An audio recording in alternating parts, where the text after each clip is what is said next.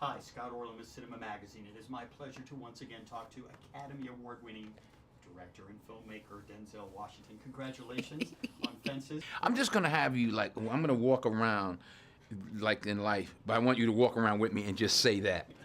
Whenever I go in, ladies and gentlemen, yeah, I stop to get gas and no, wait, first you must hear. You'll have to direct me. I want to ask you, because you had the pleasure of performing this role on Broadway. Right. Was there an idea at that point that you knew you were going to make a film of this and started conceiving the style you were going to do it? Or do you wait till you get a finished screenplay? Scott Rudin sent me August Wilson's only screenplay to look at directing a film. So he said, you know, read it. Do you want to act in it, direct it? What do you want to do, produce it? And I said, well, I want to read it. So I read it. When I read it, I realized I hadn't read the play. I had seen the play in the 80s, but I hadn't read it.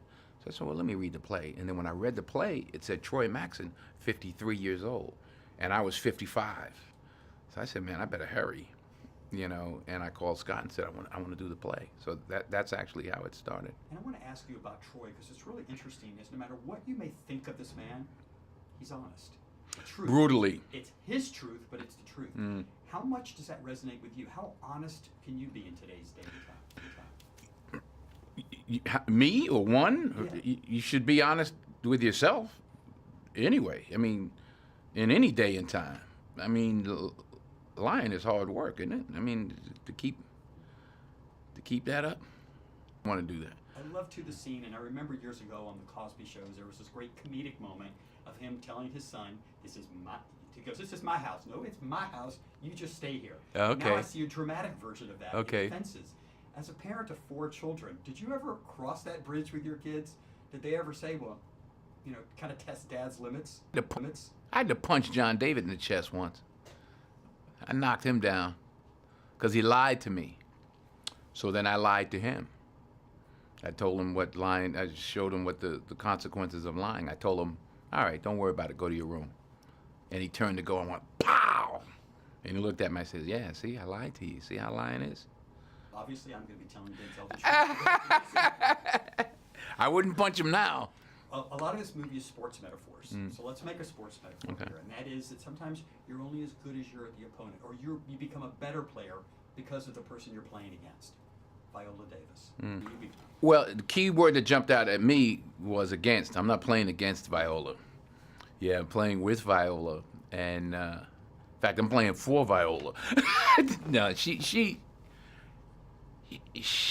an unusually great actor. You know, she's rare, and it's rare when an actor meets the role of a lifetime. I hope this is not the only role of a lifetime, but it is the role of a lifetime, one of the roles of her lifetime, and she delivers, needless to say.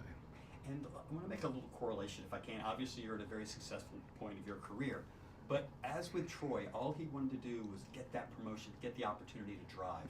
He wanted to do something different. Taking you back a few years, what was that job that you needed? What was that one step up that you wanted to give yourself the chance?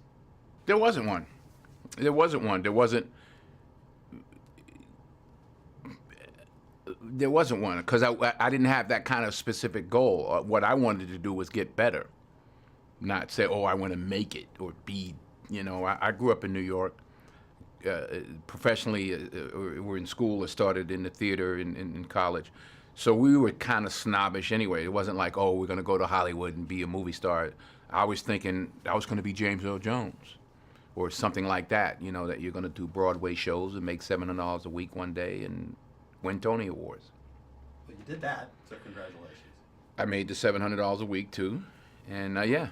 Let me ask you the last question about the concept of building a fence. I mean, obviously it's a metaphor in the movie and the show as well, but have you ever built a fence? Has that ever been a thing? Literally? Yeah. Literally? Yeah.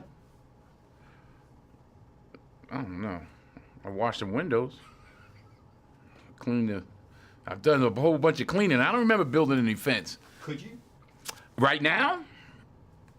If I don't want to build it.